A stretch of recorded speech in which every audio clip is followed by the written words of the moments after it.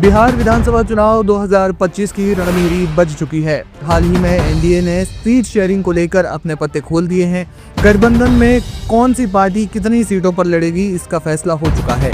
इसी बीच प्रशांत किशोर ने एक नया कार्ड खेल दिया है, जो किसी अन्य पार्टी के लिए हो या ना हो, लेकिन चिराग पासवान की दुखदुखी बढ़ाने वाला साबित हो सकता है। सोमवार 13 अक्टूबर को जनसुराज पार्टी ने अपने उम्मीदवारों की दूसरी सूची जारी कर दी है। इस लिस्ट ने बिहार विधानसभा चुनाव को और रोचक बना दिया है। इस सूची में 65 नाम शामिल है, जिसमें सामान्य वर्ग की 46 सीटों पर प्रत्याशी उतारे गए हैं। इसके साथ ही अनुसूचित जाति की 18 और अनुसूचित जनजाति यानी एसटी की 1 सीट पर उम्मीदवार उतारे गए हैं। खास बात यह है कि पासवान नाम वाले 6 उम्मीदवारों को पीके ने टिकट दिया है, जो सीधे चिराग पासवान की लोजपा रामविलास के कोर पासवान वोटर को चुनौती देता है। ऐसे में सवाल ये उठ रहे हैं कि क्या प्रशांत किशोर चिराग पासवान को सीधी टक्कर देने का मन बना चुके हैं, या पीके चिराग पासवान का वोट बैंक खाने वाले हैं।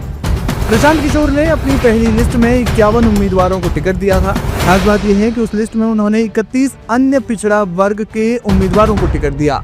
एक्सपर्ट्स कहते हैं कि बिहार की मुख्यधारा पार्टियों में ऐसा पहली बार हुआ है। पीके की पार्टी सभी 243 सीटों पर चुनाव लड़ रही है और लिस्ट में पासवान उम्मीदवारों का शामिल होना लोजपा के पारंपरिक गढ़ों जैसे मुजफ्फरपुर, वैशाली और समस्तीपुर में वोट स्प्लिट की रणनीति को दर्शाता है।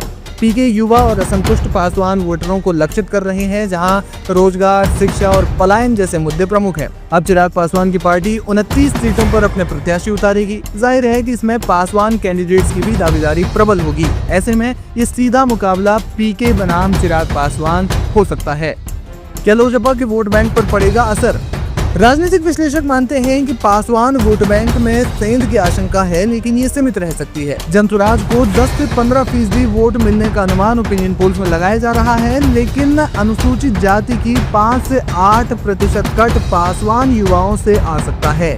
जनसुराज की पहली लिस्ट में 18 एबीसी, 11 ओबीसी और 8 मुस्लिम उम्मीदवारों को, फिर दूसरी लिस्ट में 6 पासवान प्रत्याशियों के नाम जारी होने के बाद पीके ने जाति अंक गणित को मजबूत किया है और वे न सिर्फ चिराग पासवान बल्कि दूसरी पार्टियों के वोट बैंक में भी सेंध लगाने की ताकत रखते हैं। साल 2020 के चुनावों की बात की जाए तो लोक जनशक्ति पार्टी ने अकेले चुनाव लड़ा था। पार्टी 135 सीटों पर चुनाव लड़ी, जिसमें से 10 सीटों पर वे दूसरे स्थान पर रहे और 94 सीटों पर तीसरे स्थान पर। पार्टी का वोट शेयर 5.8% रहा, लेकिन 135 सीटों में से वे सिर्फ एक ही सीट जीत पाए। इसके बाद लोक जनशक्ति पार्टी 2 हिस्सों में टूट गई। लगा चिराग पासवान का सियासी सफर खत्म हो गया है, लेकिन उन्होंने लोकसभा चुनाव एनडीए के साथ लड़ा और 100% स्ट्राइक रेट के साथ उनके हिस्से में आई 5 सीटें जीत ली। इसके बाद चिराग पासवान बिहार की राजनीति में युवा बिहारी के तौर पर ज्यादा चर्चित हुए। बिहार की राजनीति को समझने वाले सियासी जानकारों का मानना है कि बड़ी संख्या पासवान समाज के उन लोगों की भी है जो चिराग पासवान से खुश नहीं है, लेकिन वे विकल्प के अभाव में लोजपा को ही वोट देते हैं। अब प्रशांत किशोर ने 6 पासवान उपनाम वाले प्रत्याशियों को टिकट देकर चिराग को कहीं न कहीं टेंशन जरूर दे दी है, लेकिन जमीनी हकीकत इससे अलग देखने को भी मिल सकती है। प्रशांत किशोर की ग्रामीण स्तर पर मजबूत जनसंपर्क और सुधार की छवि कुछ युवा और मतदाताओं को आकर्षित कर सकती है। वे बिहार में उन मुद्दों को लेकर चुनाव लड़ रहे हैं जो बिहार की जनता के हमेशा से ही खास और प्रमुख मुद्दे रहे। लेकिन दूसरी ओर चिराग पासवान की लोकप्रियता और एनडीए गठबंधन का फायदा फिलहाल लोजपा रामविलास को मजबूती देता है।